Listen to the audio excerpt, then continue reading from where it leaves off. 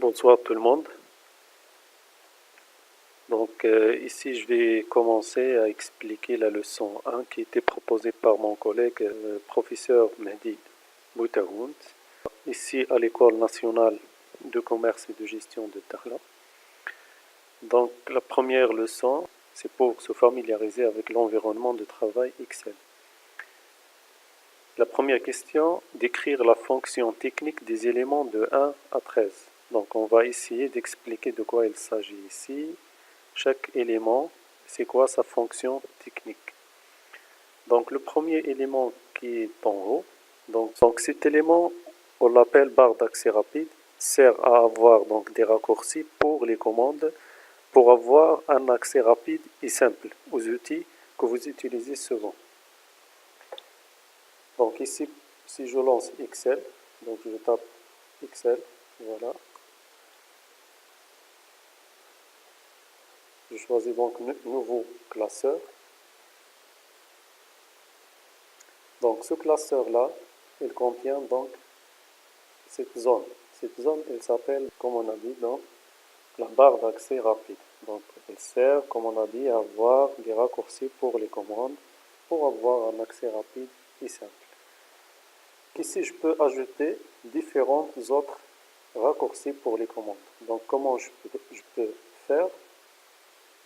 Je clique sur cette flèche. Après, je peux choisir donc parmi ces commandes, je peux par exemple mettre impression rapide. Donc à la place que à chaque fois je viens pour faire l'impression, je viens ici, je clique sur impression. Donc je fais comme ça, j'aurai toujours cette icône qui désigne l'impression. Donc et qui me permet d'accéder d'une façon rapide à la fonction d'impression ou bien la commande d'impression. Donc si je veux ajouter d'autres raccourcis pour d'autres commandes, je peux aller ici, donc autre commande, je peux choisir autre commande, après je choisis ce que je veux. Je peux mettre à l'intérieur, par exemple, augmenter la taille de police, donc ajouter, je peux mettre centrer, ajouter, je peux mettre copier, ajouter, couleur de police aussi, donc je l'ajoute, etc. Donc je peux ajouter différentes commandes que je veux. Après, je clique sur OK. Là, vous voyez bien comme quoi je viens d'ajouter plusieurs raccourcis pour les commandes avec lesquelles je vais travailler souvent. Pour les supprimer, donc je peux cliquer droit, je peux mettre supprimer de la barre d'outils rapide. Je peux supprimer celui-là, donc je clique droit et je clique sur supprimer de la barre d'outils rapide, etc. Comme je peux afficher donc cette barre-là, je peux l'afficher par exemple en dessous de cette zone. Donc je peux juste cliquer ici et mettre par exemple afficher en dessous de ce qu'on appelle donc le ruban. On va voir de quoi il s'agit. Voilà, je peux l'afficher ici. Et je peux encore donc, comme je peux donc la remettre dans sa position initiale, donc en cliquant sur ce bouton. Donc voilà, ça c'est le premier élément. Le deuxième, alors c'est ça. Donc ce deuxième, tout simplement, c'est la barre de titre. Donc pour afficher le titre du fichier qui est ouvert actuellement et sur lequel donc je travaille.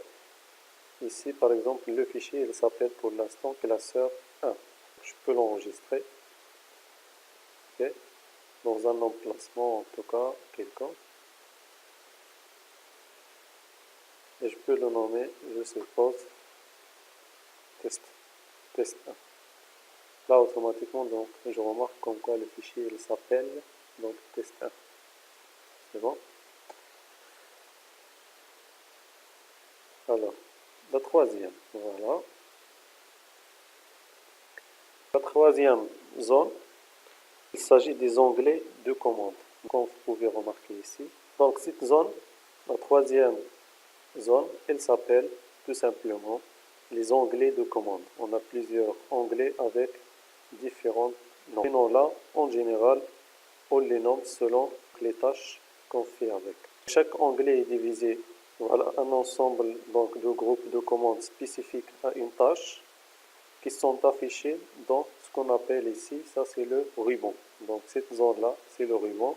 C'est normalement la quatrième zone qui était demandée ici à ce niveau-là. C'est cette zone-là, c'est la quatrième. On l'appelle le ruban. Elle sert tout simplement à afficher les différents groupes de tâches spécifiques à chaque onglet de commande. Ok, donc la cinquième, voilà, c'est la zone de nom pour afficher le nom de la cellule active, tout simplement. La sixième, donc la barre de formule, c'est pour saisir la formule à appliquer dans une cellule ou groupe de cellules. Voilà. Ici, vous avez donc la septième. Donc, celle-ci,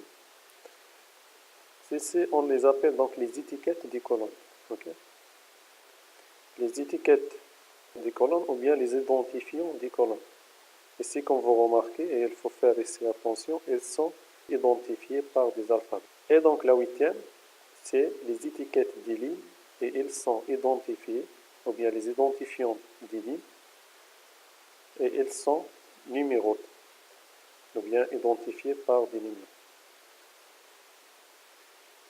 Donc la neuvième, c'est ce qu'on appelle la cellule, c'est l'intersection donc entre les colonnes et les lignes. C'est là où on va saisir nos valeurs. Donc la dixième zone, donc c'est l'onglet de feuilles de calcul. Il contient donc les noms de feuilles de calcul qui sont dans le classeur actuel, ou bien ce qu'on appelle le fichier actuel. La onzième zone, ça c'est un bouton d'ajout d'une nouvelle feuille de calcul. Donc il sert tout simplement à ajouter une nouvelle feuille de calcul, ou bien ce qu'on appelle en anglais donc sheet. Voilà. Ici, la douzième et la treizième, donc ce sont des options d'affichage dans la barre. Celle-ci, c'est la barre d'état. Okay. La deuxième zone, donc c'est pour afficher le mode d'affichage qu'on appelle les layouts. Okay. Et ici, la treizième, c'est la barre de zoom. C'est pour zoomer ou bien dézoomer sur le contenu de la feuille de calcul. Voilà, en gros, donc ça, c'est ce qui concerne la première question. Si je passe à la deuxième question. Donc pour la deuxième question, je l'ai déjà montré comment faire pour ajouter et supprimer des commandes de la barre d'outils accès rapide. Comme je vous ai montré, donc ça suffit d'aller ici, de cliquer sur autre commande et après je peux donc choisir la commande que je veux insérer au niveau de la barre d'accès rapide. Voilà, après je valide donc OK et je peux la trouver ici à ce niveau-là. Donc pour la supprimer, ça suffit de cliquer droit sur la commande dans la barre d'accès rapide et cliquer sur supprimer de la barre d'accès rapide. Voilà. Troisième question, changer l'affichage du classeur par les paramètres suivants. Voilà. Si je veux changer l'affichage du classeur, pour changer l'affichage d'une seule cellule, je peux cliquer juste sur la cellule, cliquer sur donc cette flèche-là, okay, qui est en bas du ruban, de ce groupe qui se trouve au niveau du ruban. Après, je peux écrire ici, ou bien soit je cherche ici le type qui s'appelle Arial, soit je l'écris ici Arial, c'est bon, voilà, c'est plus facile. Après, c'est gras et la taille comme on a défini ici, c'est 14. Donc ça c'est pour modifier le style d'une cellule. Voilà. Sinon, pour modifier le style de tout le classeur,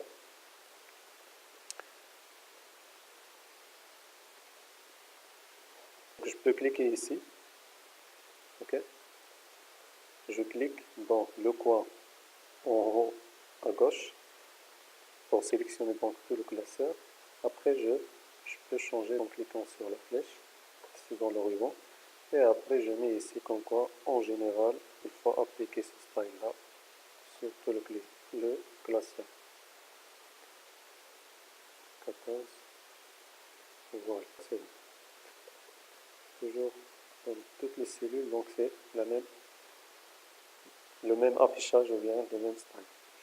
Voilà. Donc je passe à la question suivante, c'est créer le tableau puis saisir créer le tableau puis saisir les enregistrements. Donc je peux créer un tableau. Comment je peux faire pour créer le tableau? Tout simplement, je peux sélectionner la zone où je vais mettre mon tableau. Après, je clique sur tableau et je mets OK. Voilà. Après, je nomme donc les cellules, double-clic sur chaque cellule. Et je mets ici, par exemple, le numéro. C'est libellé.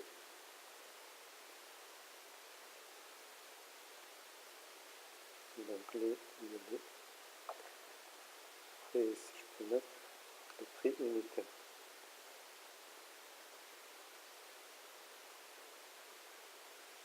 Le prix unitaire. Voilà. Après, je peux mettre des valeurs. Voilà, des valeurs quelconques. Je peux mettre des libellés quelconques, donc produit 1. Voilà, je viens de créer un tableau au niveau de Excel. Donc ce tableau-là, il contient aussi donc la possibilité de trier du plus petit au plus grand, etc.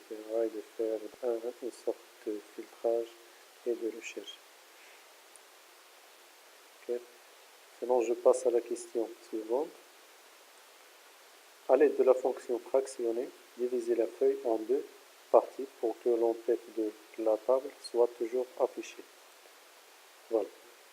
Ici, ce que je vais faire, c'est, si je descends maintenant, le tableau donc il se disparaît. Comment je peux le garder toujours, même si je descends, donc ça reste. Je peux sélectionner cette cellule qui est en bas du tableau.